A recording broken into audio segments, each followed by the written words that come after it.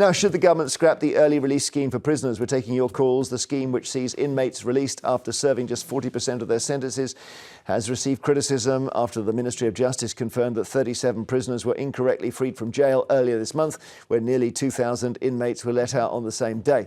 One of the prisoners incorrectly freed has been accused of committing a sexual offence within hours of being let out. It's emerged that one of them, Amari Ward, is accused of a sexual offence straight after their exit from prison. And the unbelievable thing is apparently it happened when a female police officer drove him to a nearby train station. It may have actually happened inside the car.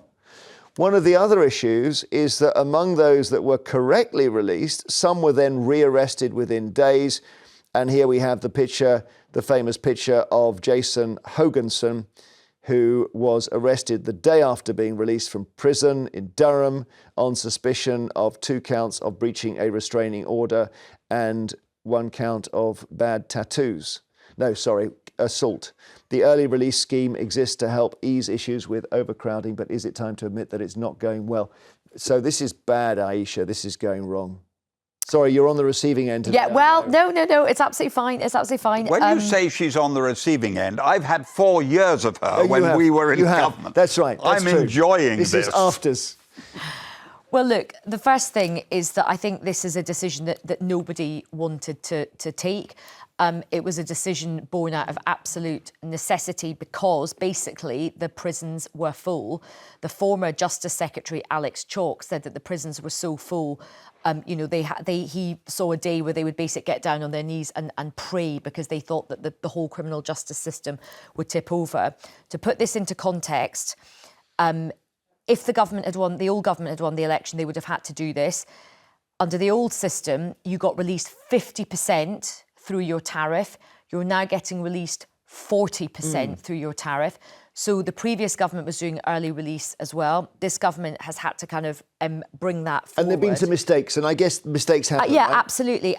But these mistakes are bad, and I'm not going to downplay that. And I think the people that I feel the most bad for, it's not the government ministers, it is the victims who would be very, very worried. Jeffrey, what do you think of this? Is this just the sort of thing that happens? I think it's 2-part. I think this is clearly 2-part. One, the early release, and one, those who were released by mistake. Those who were released by mistake has nothing to do with the government at all. That's the police service. It's nothing to do with the government. And they can't take the blame for that. I go by the rule that everything is the government, except the weather. Oh, seriously, I'm not even joking. Everything is the government except the weather. I'm really... You can't say we're in power, but we're not in charge of it. You sought power, you won power, you now damn well answer questions. I think there's a bit of truth in that. I have never forgotten the Russian ambassador saying to me when we lost a test match against Australia, you can blame it on us, Jeffrey.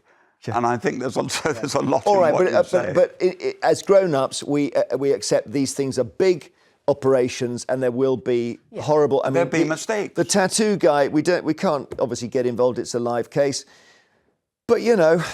If he's been released correctly and then done something, you can say that's not Labour's fault. But what we have got to do is have an understanding. And again, if we're having a grown-up conversation, the rates of reoffending are really, really high in this country. Yeah. We have to ask the questions why.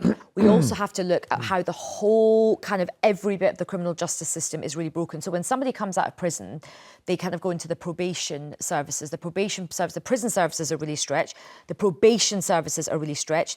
If somebody comes out of prison and they have the chance of getting a job and a home and a roof over their head, that will reduce their risk. Not completely stop it, but at the moment there's a housing crisis as well. It's very difficult for prisoners to come and, they can often sort of fall right back. So all of this stuff is very, very difficult. And they could have been released 6 months later and reoffended, and then there wouldn't be a story because that would just be the way things normally happen. If they hadn't done this reoffending, even the previous Justice Secretary conceded. Remember, I think there was only like a couple of hundred spare cells left on the male estate. It would have got to the stage where literally if they had to press the nuclear option, we were not going to be able to arrest people and even put them in custody suites. OK, James is in Liverpool. James, what do you think?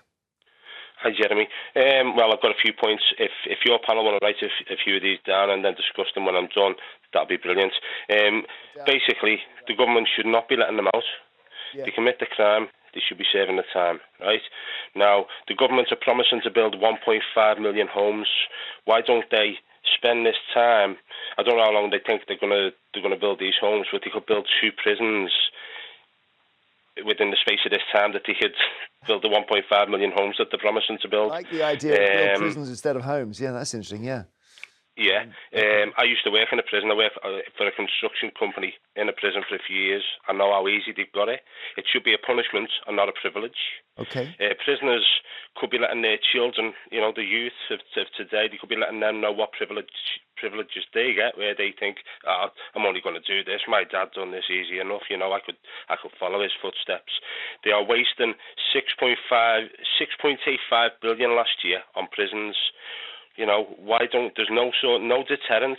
Why don't they feed them on, instead of giving them meals, 3 meals a day, letting them have bank accounts, well-heated prisons? The well-heated prisons could be going to the pensioners instead of prisoners. What do you say, instead of feeding, you said instead of giving them meals in prison, you do what? 3 meals a day. They should be giving them rice, beans, bread, water, what they used to have. So you wouldn't give them 3 meals a day? No, I wouldn't. Not the 2 or 1 or...? No, not the selections that they get. It's like when you're in hospital and they ask you, you know. Really? Is that okay? Okay. Well, thank you, James. That's quite radical. Is reduce prison menus. Bianca in Kent, what do you want to say? Good morning. Hi. First of all, I've got 2 points to make quickly, if I can. Everyone's got 2 points. Thank you. So obviously, yeah, the guy that's reoffended straight away is a prime example. It's all been done way too quickly, way too quick. I know there was an urgency, but it's still been done too quick. Some mistakes have been made. All right. 2, I do agree with the foreign prisoners should be returned to their own countries, and that would free up space. The main point I want to make is my sister fostered a kid who was 11 years old. He's now 41 and he's been in prison over 20 times. He's from Ashford. They always end up in Elmley, and he knows everyone in there. He was seriously abused as a child. He knows everyone in there. He knows all the staff, and he said he prefers it in there. His life is easier. He's literally begged for help from the hospital and everything, and he can't get the help he needs, psychological help. I think, yeah, you know, that's the whole story, and you know, your sister's a hero for doing that, and fostering is an underpraised area of our country, isn't it? Because they see so many kids and they help them, and I'm sorry it's worked out like that. Thank you, Bianca. It's just that's the story that you're telling, Ayesha, in a way, isn't it? That the childhood creates the man. Later, it's the papers and everything else. Find out how Boris Johnson apparently pleaded with Prince Harry.